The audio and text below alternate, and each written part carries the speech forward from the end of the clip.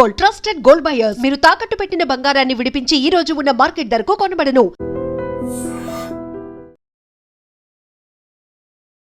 కెనడాలో భారత సంతతికి చెందినటువంటి ఒక మహిళని అత్యంత దారుణంగా హత్య చేసిన సందర్భం ఈ మధ్య కాలంలో చాలా పెద్ద ఎత్తున వేరే దేశాల్లో కూడా ఇట్లా భారత సంతతికి సంబంధించిన వ్యక్తులు చనిపోవడం ఇప్పుడు ఆందోళన కలిగిస్తోంది. ఇప్పుడు హిమాన్షి ఖురేషీని గఫూర్ అనే వ్యక్తి ఆయన చంపినట్టుగా ప్రాథమికంగా పోలీసులు అయితే అనుమానిస్తున్నారు. ఎందుకంటే సీసీ ఫుటేజ్ కావచ్చు, లేదంటే ఆమె తిరిగినటువంటి ప్లేసెస్ కావచ్చు, అండ్ ఇది మిస్టీరియస్ మర్డర్ అయితే అన్నోన్ వ్యక్తి చేసినటువంటి మర్డర్ కాదు, ఈమెకు అత్యంత సన్నిహితంగా స్నేహితుడు అయ్యుండొచ్చు అని పోలీసులు భావిస్తున్నారు. దీనికి కారణం ఏంటి అంటే అక్కడ జరిగినటువంటి అక్కడ దొరికినటువంటి అన్ని ఎవిడెన్సెస్ చూసినా, ఆమె మొబైల్ చెక్ చేసినా సరే సన్నిహితుడు అయినటువంటి వ్యక్తే ఈ హత్యకు పాల్పడి ఉంటాడని భావిస్తున్నారు. ఆ తర్వాత ఆయనకి కాల్ చేసే ప్రయత్నం ఈ పోలీసులు చేసినప్పటికీ కూడా ఆయన ఫోన్ స్విచ్ ఆఫ్ రావడం, ఆ తర్వాత ఇప్పుడు హత్య ఆయన్నే చేసి ఉంటాడు. నిందితుడు పేరు వచ్చేసి అబ్దుల్ గఫూరీ, ఈయన 32 సంవత్సరాలు.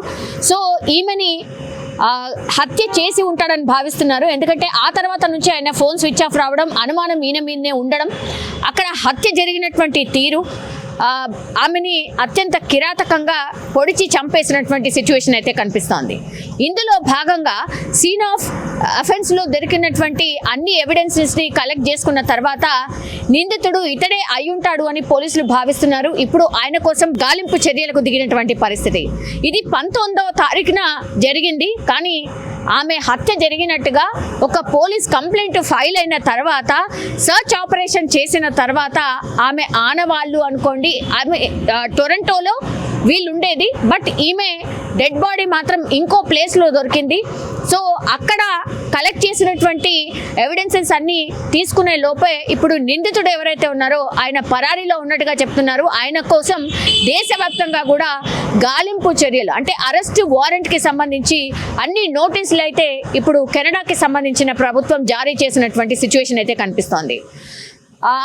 ఇండియన్ కాన్సులేట్ దీని మీద కుటుంబ సభ్యులకి సానుభూతి తెలిపడమే కాకుండా వాళ్ళకి ఒక మెసేజ్ ఇచ్చింది, నిందితుడిని ఖచ్చితంగా పట్టుకుంటాం, శిక్షిస్తాం అనేటువంటిది కూడా వాళ్ళు ఆ నోట్లో రాసుకొచ్చినటువంటి పరిస్థితి. కానీ దీని మీద కొంత ఆందోళన వ్యక్తం చేసింది.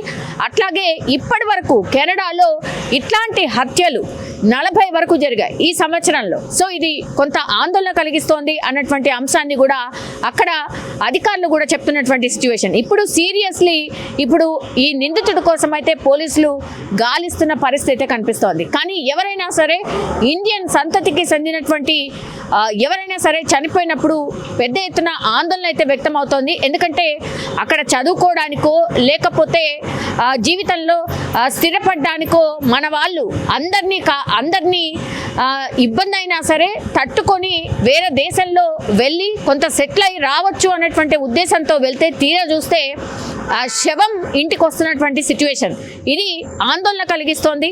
సో వీటి మీద ఇంకా కొంత అక్కడ ప్రభుత్వాలు దృష్టి సారించాలి అండ్ సెక్యూరిటీ వైజ్గా కొంత సెక్యూరిటీని కల్పించాలి అనేటువంటిది మన ఇండియన్స్ కూడా మరోసారి రిక్వెస్ట్ చేస్తున్న సిచ్యువేషన్ అయితే కనిపిస్తోంది. ఇప్పుడు కెనడాలో ఒక భారత సంతతికి చెందినటువంటి మహిళ హత్య కావించబడడం ఇప్పుడు ఆందోళన కలిగిస్తోంది. And for more videos, please subscribe to iDream. Please subscribe to iDream. Please subscribe iDream. And please subscribe to iDream. For more videos, subscribe to iDream. please like, share and subscribe to the channel. Congratulations, iDream. Subscribe to iDream. Subscribe to iDream. So subscribe to iDream Media. iDream ki iDream team andarki huge congratulations. Please subscribe iDream Media. Please subscribe to iDream. Subscribe iDream. Please subscribe to iDream. iDream అంటే నా కళల ఛానల్ను subscribe చేసుకున్న నోరు తిరుగుతలేదు, మీరైతే గంట గుర్తు కొట్టండి. For more such videos, please subscribe to iDream. Subscribe to iDream. Please subscribe to iDream. Please subscribe iDream Media. Please do subscribe to iDream. Please subscribe to iDream Media. For best entertainment and information, please subscribe iDream. And don't forget to subscribe to iDream.